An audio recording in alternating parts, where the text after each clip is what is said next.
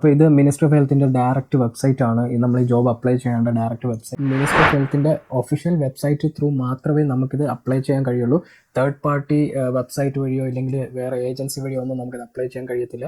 ഇന്ന് മുതൽ 30 ദിവസത്തിനകത്ത് നമ്മൾ ഈ പെൻഡിങ് ഡോക്യുമെൻറ്റ്സ് അത് സബ്മിറ്റ് ചെയ്തിരിക്കും. പിന്നെ GNMമാർക്ക് ഇത് അപ്ലൈ ചെയ്യാവുന്നതാണ്, BScക്കാർക്ക് അപ്ലൈ ചെയ്യാം. മിനിമം 2 year എക്സ്പീരിയൻസ് ഉണ്ടായാൽ മതി. പിന്നെ നമ്മുടെ ഏജ് ലിമിറ്റ് നമ്മൾ നോക്കുകയാണെന്നുണ്ടെങ്കിൽ അങ്ങനെ കുറേ മാസങ്ങൾക്ക് ശേഷം ഇതാ ഇപ്പോൾ കുവൈറ്റ് MOHന്റെ ലിങ്ക് ഓപ്പൺ ആയിട്ടുണ്ട്. ഇപ്പോൾ കുറച്ച് നാളായിട്ടേ ഉള്ളൂ കുവൈറ്റ് MOHന്റെ ലിങ്ക് ഇപ്പോൾ ഓപ്പൺ ആയിട്ടുള്ളത്. അപ്പോൾ ഈ വീഡിയോ കാണുന്നവർക്ക് കുറച്ച് പേർക്കെങ്കിലും ഈ കുവൈറ്റ് MOHന്റെ ലിങ്ക് എന്താണെന്ന് അറിയത്തില്ലായിരിക്കും. ആ കുവൈറ്റ് MOHന്റെ ലിങ്ക് എന്താണെന്ന് വെച്ചിട്ടുണ്ടെങ്കിൽ, അതായത് കുവൈറ്റ് മിനിസ്ട്രി ഓഫ് ഹെൽത്ത് നഴ്സുമാരെയും ഡോക്ടർമാരെയും റിക്രൂട്ട് ചെയ്തുകൊണ്ടിരുന്നതെന്ന് വെച്ചാൽ നേരത്തെയൊക്കെ, അതായത് കുറേ കാലങ്ങൾക്ക് മുന്നേ, കുറേ വർഷങ്ങൾക്ക് മുന്നേ ഏജൻസി ത്രൂ ആണ് അവർ നാട്ടിൽ നിന്ന് ഹയർ ചെയ്തുകൊണ്ടിരുന്നത്. എന്നാൽ കുറേ ഏജൻസീസ് ഈ റിക്രൂട്ട്മെന്റിന്റെ മറവിൽ കുറേ സാമ്പത്തിക തട്ടിപ്പുകളൊക്കെ നടത്തിയിട്ടുണ്ടായിരുന്നു. അപ്പോൾ അത് കാരണം ഒരു ലിങ്ക് അവർ ഇൻട്രൊഡ്യൂസ് ചെയ്തിട്ടുണ്ടായിരുന്നു. 1-2 വർഷങ്ങൾക്ക് മുന്നേ ഇൻട്രൊഡ്യൂസ് ചെയ്തതാണ്. എന്നാൽ ഈ ലിങ്ക് എപ്പോഴും ആക്റ്റീവ് ആയിരിക്കത്തില്ല. കുവൈറ്റ് മിനിസ്ട്രി ഓഫ് ഹെൽത്തിലോട്ട് വാക്കൻസീസ്, ഷോർട്ടേജസ് ഒക്കെ, നഴ്സുമാരുടെയും ഡോക്ടർമാരുടെയും ഷോർട്ടേജസ് ഒക്കെ വരുമ്പോൾ മാത്രമേ ഈ കുവൈറ്റ് മിനിസ്ട്രി ഓഫ് ഹെൽത്ത് ഈ ലിങ്ക് ആക്റ്റീവ് ആക്കുള്ളൂ. അവർക്ക് ആ സ്റ്റാഫ് ഷോർട്ടേജ് ഫില്ലായി കഴിയുമ്പോഴത്തേക്കും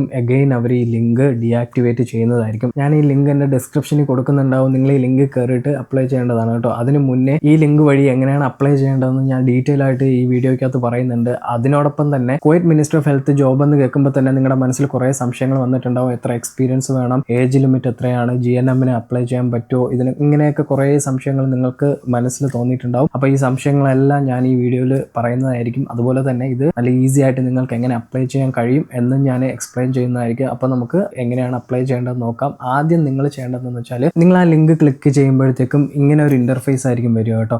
അപ്പോൾ ഇത് മിനിസ്ട്രി ഓഫ് ഹെൽത്തിൻ്റെ ഡയറക്റ്റ് വെബ്സൈറ്റ് ആണ്. നമ്മൾ ഈ ജോബ് അപ്ലൈ ചെയ്യേണ്ട ഡയറക്റ്റ് വെബ്സൈറ്റ് ആണ്. ഈ പോർട്ടലിനകത്ത് നമ്മളൊരു അക്കൗണ്ട് ക്രിയേറ്റ് ചെയ്യണം കേട്ടോ. നമ്മളൊരു ന്യൂ ആപ്ലിക്കേഷനാണ് നമ്മൾ സ്റ്റാർട്ട് ചെയ്യുന്നത്. അപ്പോൾ അതിൽ ചെയ്യേണ്ട കാര്യം വെച്ചാൽ, നിങ്ങളിപ്പോൾ ഓൾറെഡി ഈ പോർട്ടലിൽ ഒരു അക്കൗണ്ട് ക്രിയേറ്റ് ചെയ്തിട്ടുണ്ടെങ്കിൽ നിങ്ങൾ ആ യൂസർ നെയിമും പാസ്വേഡും വെച്ച് ലോഗിൻ ചെയ്യാവുന്നതാണ്. ഇല്ലാന്നുണ്ടെങ്കിൽ നിങ്ങളിപ്പോൾ പുതിയതായിട്ടാണ് ഒരു അക്കൗണ്ട് ക്രിയേറ്റ് ചെയ്യുന്നുണ്ടെങ്കിൽ നിങ്ങൾ ഈ ക്രിയേറ്റ് അക്കൗണ്ട് കൊടുക്കുക. പിന്നെ ഈ ക്രിയേറ്റ് അക്കൗണ്ടിന് താഴെ ഒരു ഫോർഗോട്ട് യൂസർ നെയിം എന്ന് കാണിക്കുന്നില്ല. ഇപ്പം നിങ്ങൾ ഓൾറെഡി ഒരു അക്കൗണ്ട് ക്രിയേറ്റ് ചെയ്തു, നിങ്ങളിപ്പോൾ കുറച്ച് നാൾ കഴിഞ്ഞിട്ട് യൂസർ ID നോക്കുമ്പോഴത്തേക്കും നിങ്ങൾ യൂസർ ID മറന്നു പോയിട്ടുണ്ടെന്നുണ്ടെങ്കിൽ ഈ ഫോർഗെറ്റ് യൂസർ നെയിം കൊടുത്തു കഴിയുമ്പോഴത്തേക്കും നിങ്ങൾ ഇതിനകത്ത് കൊടുത്തിട്ടുള്ള ഇമെയിൽ അഡ്രസ്സും അതുപോലെ തന്നെ നിങ്ങൾ കൊടുത്തിട്ടുള്ള മൊബൈൽ നമ്പറും ചോദിക്കും. ഈ ഇമെയിൽ അഡ്രസ്സും ഈ മൊബൈൽ നമ്പറും നിങ്ങൾ ടൈപ്പ് ചെയ്ത് കൊടുത്ത് സബ്മിറ്റ് ചെയ്യുമ്പോഴത്തേക്കും ആ ഇമെയിൽ അഡ്രസ്സിലോട്ട് നിങ്ങളുടെ യൂസർ നെയിം അവർ സെൻഡ് ചെയ്യുന്നതായിരിക്കും. അങ്ങനെ നിങ്ങൾക്ക് അഗെയിൻ ലോഗിൻ ചെയ്യാവുന്നതാണ് കേട്ടോ. അതുപോലെ തന്നെ നമുക്ക് പാസ്വേഡ് റീസെറ്റ് ചെയ്യാവുന്നതാണ്. അപ്പോൾ നമ്മൾ ആ ക്രിയേറ്റ് ആൻ അക്കൗണ്ട് കൊടുക്കുമ്പോഴത്തേക്ക് അപ്പോൾ ഇങ്ങനെ ഒരു ഇൻ്റർഫേസ് വരും കേട്ടോ. അപ്പോൾ ഇതിനകത്ത് നമ്മളെ ലോഗിൻ ഇൻഫർമേഷൻ നമ്മൾ എൻ്റർ ചെയ്ത് കൊടുക്കുക. ഫസ്റ്റ് നമ്മൾ യൂസർ നെയിം എൻ്റർ ചെയ്ത് കൊടുക്കുക കേട്ടോ. എക്സാമ്പിൾ ഞാൻ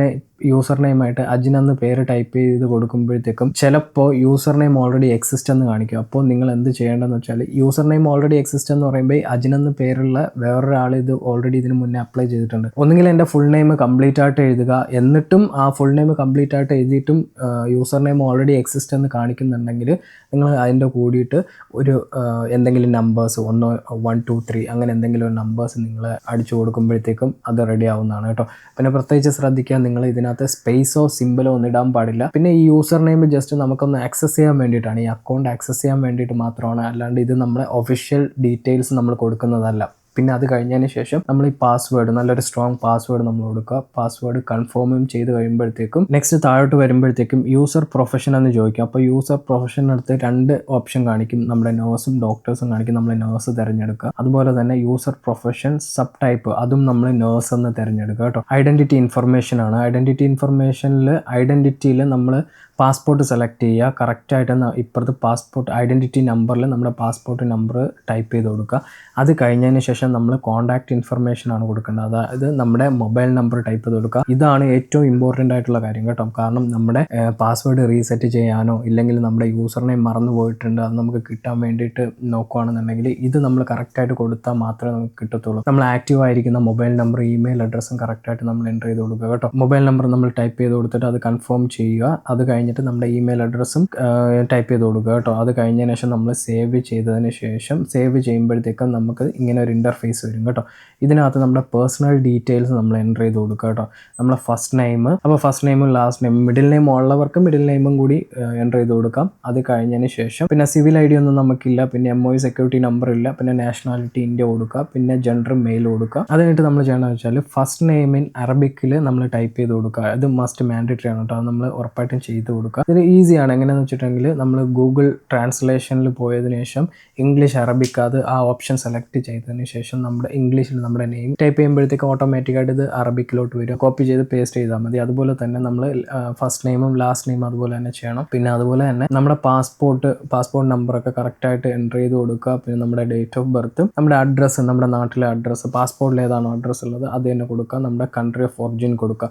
അപ്പോൾ ഇത് കൊടുത്തിട്ട് നമ്മൾ സബ്മിറ്റ് ചെയ്യുമ്പോൾ, സബ്മിറ്റ് അല്ലെങ്കിൽ സേവ് എന്തെങ്കിലും ചെയ്ത് കഴിയുമ്പോഴത്തേക്കും നെക്സ്റ്റ് ആ പേഴ്സണൽ ഡീറ്റെയിൽസ് എന്നുള്ള ഇത് കംപ്ലീറ്റ് ആയി. അത് കഴിഞ്ഞിട്ട് നമ്മുടെ എഡ്യൂക്കേഷൻ ഡീറ്റെയിൽസ് ആണ് വരുന്നത്. ഇതിനകത്ത് നമ്മുടെ എഡ്യൂക്കേഷൻ കംപ്ലീറ്റ് നമ്മൾ ടൈപ്പ് ചെയ്ത് കൊടുക്കേണ്ടതാണ്. ഡിഗ്രി ലെവൽ ഫസ്റ്റ് അതിനകത്ത് ചോദിച്ചിട്ടില്ല, ഡിഗ്രി ലെവൽ കൊടുക്കുക. അത് നമ്മുടെ ബാച്ചിലർ ആണ് വരുന്നത്. നമ്മളെ degree name in English, nursing അത് കൊടുക്കുക. അങ്ങനെ നമ്മൾ ഇതെല്ലാം ടൈപ്പ് ചെയ്ത് കൊടുക്കുക. എന്തെന്ന് വെച്ചിട്ടുണ്ടെങ്കിൽ ഡിഗ്രി ലെവൽ, നമ്മുടെ degree name in English, starting date, end date, അതുപോലെ തന്നെ നമ്മുടെ ഇൻസ്റ്റിറ്റ്യൂഷൻ നെയിം ഇൻ ഇംഗ്ലീഷ്, പിന്നെ നമ്മുടെ കൺട്രി എവിടെയാണോ നമ്മൾ നമ്മുടെ എഡ്യൂക്കേഷൻ കംപ്ലീറ്റ് ആക്കിയത്. ഇത് നമുക്ക് എന്തൊക്കെ എഡ്യൂക്കേഷൻ ഡീറ്റെയിൽസ് ഉണ്ടോ അതെല്ലാം നമ്മൾ ടൈപ്പ് ചെയ്ത് കൊടുത്തതിന് ശേഷം നമ്മൾ നെക്സ്റ്റ് കൊടുക്കുമ്പോഴത്തേക്കും നമുക്ക് അടുത്ത എക്സ്പീരിയൻസ് ഡീറ്റെയിൽസ് കൊടുക്കേണ്ടി വരും. അപ്പോൾ എക്സ്പീരിയൻസ് ഡീറ്റെയിൽ കൊടുക്കുമ്പോഴത്തേക്കും നമ്മൾ പ്രത്യേകിച്ച് ശ്രദ്ധിക്കേണ്ട കാര്യം ഇതാണ്, മെയിനായിട്ട് നമ്മൾ ചെയ്യേണ്ട കാര്യം കേട്ടോ.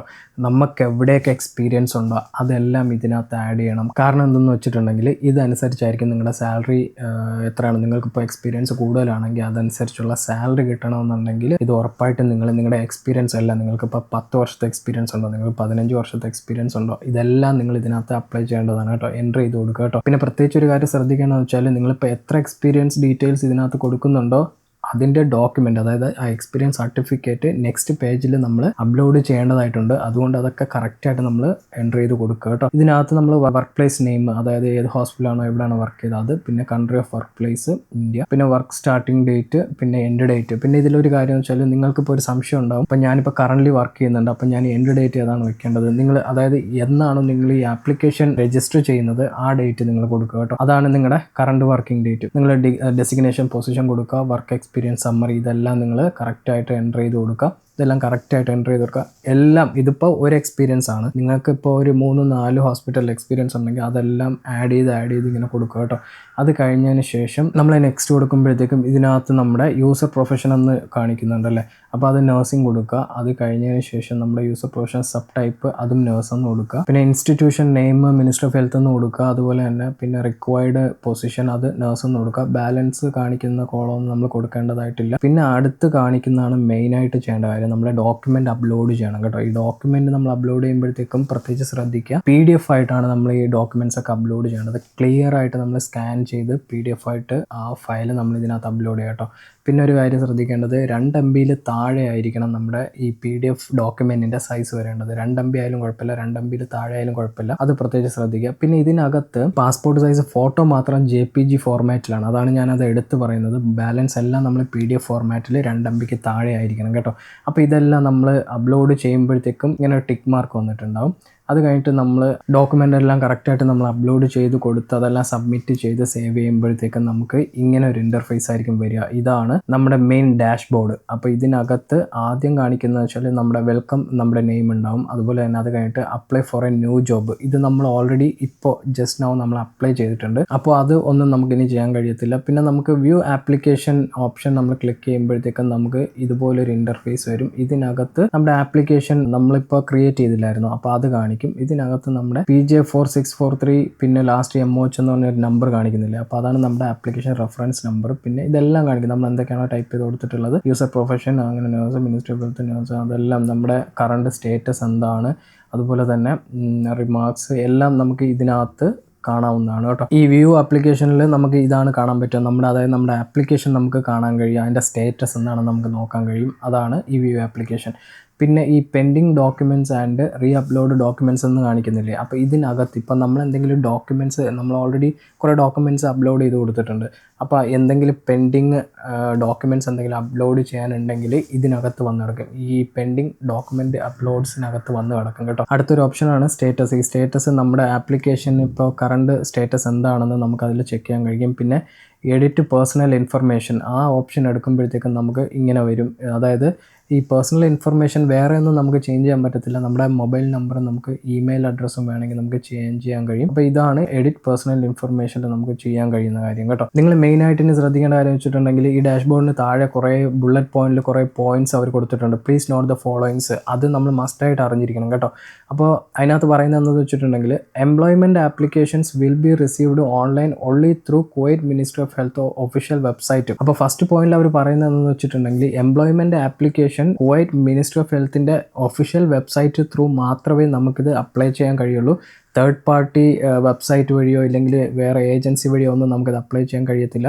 അങ്ങനെ നമ്മൾ അപ്ലൈ ചെയ്താലും അവർ റിജക്റ്റ് ചെയ്യും. മിനിസ്ട്രി ഓഫ് ഹെൽത്തിലോട്ട് അവർ റിജക്റ്റ് ചെയ്യും. അവർ നിങ്ങളുടെ ആപ്ലിക്കേഷൻ അക്സെപ്റ്റ് ചെയ്യത്തില്ല. രണ്ടാമത്തെ പോയിന്റ് എന്താണെന്ന് വെച്ചിട്ടുണ്ടെങ്കിൽ ministry of health of Kuwait will not process any documents submitted by hand. അതായത് ബൈ ഹാൻഡിൽ നമ്മളിപ്പോൾ നമ്മുടെ ആപ്ലിക്കേഷൻ കൊണ്ട് കൊടുക്കുകയാണെന്നുണ്ടെങ്കിൽ അവർ അക്സെപ്റ്റ് ചെയ്യത്തില്ല. അതാണ് ആ രണ്ടാമത്തെ പോയിന്റിൽ പറയുന്നത്. അപ്പോൾ മൂന്നാമത്തെ പോയിന്റ് നമ്മൾ നോക്കുകയാണെന്നുണ്ടെങ്കിൽ all applications will be reviewed and evaluated by the administration and the application will be notified through email or phone number attached in the application if needed. There is no indication to come in person to follow up on the request. അപ്പോൾ നമ്മൾ ഈ application submit ചെയ്ത് കഴിഞ്ഞാൽ അപ്പോൾ Kuwait ministry of ഹെൽത്തിൽ അവരുടെ administration teams ഇത് evaluate ചെയ്യും. Evaluate ചെയ്തതിന് ശേഷം നിങ്ങളെ കമ്മ്യൂണിക്കേറ്റ് ചെയ്യുന്നത് ഈ ഇമെയിൽ ത്രൂ ആണ്. കൂടുതലും നമ്മൾ ഇത്രയും നാൾ കണ്ടിട്ടുള്ളതെന്ന് വെച്ചിട്ടുണ്ടെങ്കിൽ അവർ മൊബൈൽ ഫോൺ വഴി അധികം കോൺടാക്ട് ചെയ്യാറില്ല. അവർ ഇമെയിൽ ത്രൂ ആണ് കോൺടാക്ട് ചെയ്യുന്നത്. നിങ്ങൾ സബ്മിറ്റ് ചെയ്ത് കഴിഞ്ഞാൽ അവർ നിങ്ങളെ കോൺടാക്ട് ചെയ്യുന്നതായിരിക്കും, കൺഫർമേഷൻ മെസ്സേജ് ഒക്കെ തരുന്നതായിരിക്കും. അതുപോലെ തന്നെ ഈ മൂന്നാമത്തെ പോയിന്റ് പറയുന്നത് എന്തെന്ന് വെച്ചിട്ടുണ്ടെങ്കിൽ ഇപ്പോൾ നിങ്ങൾ ഓൾറെഡി നിങ്ങൾ ഈ ഓൺലൈൻ വഴി സബ്മിറ്റ് ചെയ്ത ആപ്ലിക്കേഷൻസ് നിങ്ങൾ ഫോളോ അപ്പ് ചെയ്യാൻ വേണ്ടിയിട്ടും നിങ്ങൾ ഡയറക്റ്റ് ആയിട്ട് പോകേണ്ട കാര്യമൊന്നുമില്ല. അങ്ങനെ പോയാലും അവർ അക്സെപ്റ്റ് ചെയ്യത്തില്ലെന്നാണ് പറയുന്നത്. ഇനി നാലാമത്തെ പോയിന്റ് നോക്കുകയാണെന്നുണ്ടെങ്കിൽ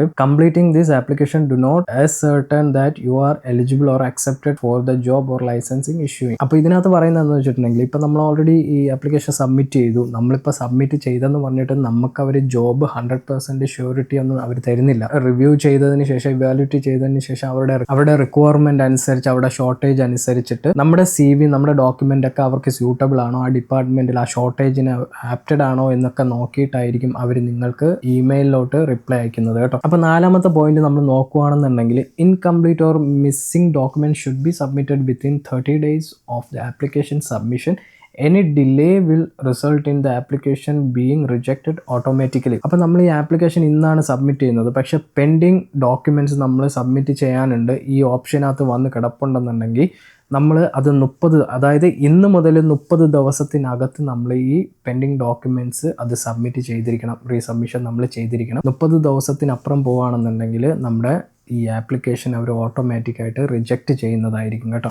അപ്പോൾ ഇതും കൂടെ നിങ്ങൾ പ്രത്യേകിച്ച് ശ്രദ്ധിക്കുക. നിങ്ങൾ ഈ ആപ്ലിക്കേഷൻ സബ്മിറ്റ് ചെയ്തതിന് ശേഷം നിങ്ങൾക്കൊരു കൺഫർമേഷൻ ഇമെയിൽ വരുന്നതായിരിക്കും. അതിനോടൊപ്പം തന്നെ നിങ്ങൾക്കൊരു ഗൂഗിൾ ഷീറ്റ് വരും കേട്ടോ. ആ ഗൂഗിൾ ഫോമും കൂടി നിങ്ങൾ ഫില്ല് ചെയ്ത് സബ്മിറ്റ് ചെയ്യേണ്ടതാണ്. ആ ഗൂഗിൾ ഫോമിനകത്ത് ബേസിക് ആയിട്ടുള്ള കാര്യങ്ങളെ ചോദിക്കുള്ളൂ. അതായത് നമ്മുടെ പാസ്പോർട്ട് ഡീറ്റെയിൽസ്, നമ്മുടെ നെയിം, നമ്മുടെ എഡ്യൂക്കേഷൻ, നമ്മുടെ ഡിപ്പാർട്ട്മെൻറ്റ്, നമ്മുടെ ഏജ് എത്രയാണ്, ഇതൊക്കെയാണ് അവർ ചോദിക്കുന്നത്. നമ്മുടെ നാഷണാലിറ്റി, ഇതൊക്കെയാണ് നമ്മൾ ചോദിക്കുന്നത്. പിന്നെ നമുക്ക് ഏത് ഡിപ്പാർട്ട്മെൻറ്റിലോട്ടാണ് ഇൻ്റർവ്യൂ അറ്റൻഡ് ചെയ്യാൻ നമ്മൾ ഇൻട്രസ്റ്റഡ് ആയിട്ടുള്ളത്, ഇതൊക്കെ കുറച്ച് ബേസിക് ആയിട്ടുള്ള കുറച്ച് കാര്യങ്ങളാണ് അവർ ചോദിക്കുന്നത്. അത് നമ്മൾ സബ്മിറ്റ് ചെയ്ത് കൊടുത്തു കഴിഞ്ഞാൽ നമ്മുടെ സൈഡിലുള്ള കാര്യങ്ങളൊക്കെ കഴിഞ്ഞു. നമ്മൾ ഈ ആപ്ലിക്കേഷൻ അതുപോലെ തന്നെ ഗൂഗിൾ ഫോം എല്ലാം ഫില്ല് ചെയ്ത് കഴിഞ്ഞതിന് ശേഷം നമ്മൾ വെയിറ്റ് ചെയ്യുക. ചിലർക്കുണ്ടല്ലോ ഈ ഗൂഗിൾ ഫോം അപ്പം തന്നെ വരും. അതായത് നമ്മൾ ഈ ആപ്ലിക്കേഷൻ സബ്മിറ്റ് ചെയ്യുമ്പോൾ അപ്പം തന്നെ നമ്മുടെ ഇമെയിലിൽ വരും. ചിലർക്ക് ചിലപ്പോൾ 1-2 ദിവസമാവും, ചിലപ്പോൾ ഒരു 10-15 ദിവസമൊക്കെ എടുക്കും. വരാതിരുന്നവരും ഉണ്ട് കേട്ടോ. അപ്പോൾ ആ ഗൂഗിൾ ഫോം നിങ്ങൾക്ക് വന്നിട്ടുണ്ടെങ്കിൽ അതെല്ലാം ഫില്ല് ചെയ്ത് അയച്ചു കൊടുക്കുക. ഇല്ലാന്നുണ്ടെങ്കിൽ നിങ്ങൾ ടെൻഷൻ ആവേണ്ട കാര്യമൊന്നുമില്ല. നിങ്ങൾ ഓൾറെഡി നിങ്ങളുടെ ആപ്ലിക്കേഷൻ നിങ്ങൾ സബ്മിറ്റ് ചെയ്തിട്ടുണ്ട്, അതായിരിക്കും അവർ റെഫറൻസ് ആയിട്ട് എടുക്കുക. ഞാൻ നേരത്തെ പറഞ്ഞതുപോലെ നിങ്ങൾക്ക് ഒരുപാട് സംശയങ്ങൾ ഇപ്പോൾ നിങ്ങളുടെ മനസ്സിലുണ്ടായിരിക്കും. അതിൽ കുറച്ച് കാര്യങ്ങൾ ഞാനിപ്പോൾ പറഞ്ഞുതരാം. നിങ്ങൾ മെയിനായിട്ട് ഒരു കാര്യം ശ്രദ്ധിക്കേണ്ടതെന്ന് വെച്ചാൽ നിങ്ങളിത് അപ്ലൈ ചെയ്യുമ്പോൾ തന്നെ നിങ്ങളുടെ പാസ്പോർട്ട് 2 year വാലിഡിറ്റി മസ്റ്റായിട്ട് ഉണ്ടായിരിക്കാൻ നോക്കട്ടോ. മിനിമം 2 year വാലിഡിറ്റി മസ്റ്റായിട്ട് ഉണ്ടായിരിക്കുക. പിന്നെ GNMകാർക്ക് ഇത് അപ്ലൈ ചെയ്യാവുന്നതാണ്, BScക്കാർക്ക് അപ്ലൈ ചെയ്യാം. മിനിമം 2 year എക്സ്പീരിയൻസ് ഉണ്ടായിരിക്കും. ആയാൽ മതി. പിന്നെ നമ്മുടെ ഏജ് ലിമിറ്റ് നമ്മൾ നോക്കുകയാണെന്നുണ്ടെങ്കിൽ ഫീമെയിൽസിന് 35ഉം മെയിൽസിന് 40ഉം ആണ്. പക്ഷേ ചില കേസുകളിലൊക്കെ ഇപ്പോൾ അവർക്ക് ഒരുപാട് ഷോർട്ടേജസ് ഒക്കെ വരുവാണെന്നുണ്ടെങ്കിൽ ഈ 35 എന്നുള്ളത് അവർ ചിലപ്പോൾ 40ഒക്കെ ആക്കിയിട്ടുകൊണ്ട് അത് ഇനിയും ആക്കാനും ചാൻസ് ഉണ്ട്. അതുകൊണ്ട് ഇതൊരു ഫിക്സഡ് വാല്യൂ അല്ല, അത് അങ്ങോട്ടും ഇങ്ങോട്ടൊക്കെ ചേഞ്ച് ആകാനുള്ള ചാൻസ് ഉണ്ട്. അതുകൊണ്ട് നിങ്ങൾ ടെൻഷൻ അടിക്കേണ്ട കാര്യമൊന്നുമില്ല. നിങ്ങൾ എല്ലാവരും ഇതൊന്ന് അപ്ലൈ ചെയ്തോളൂ കേട്ടോ. അപ്പോൾ ഇത്രയാണ് നമ്മുടെ വീഡിയോ ഇൻഫോർമേറ്റീവ് ആയിട്ട് തോന്നിയിട്ടുണ്ടെങ്കിൽ വീഡിയോ ലൈക്ക് ചെയ്യുക, ഷെയർ ചെയ്യുക, സബ്സ്ക്രൈബ് ചെയ്യാൻ നിങ്ങളുടെ ഫ്രണ്ട്സിനൊക്കെ എത്തിച്ചു കൊടുക്കുക. ഇതുപോലുള്ള ഇൻഫോർമേറ്റീവ് വീഡിയോസുമായിട്ട് നമുക്ക് അടുത്തൊരു വീഡിയോയിൽ കാണാം. താങ്ക്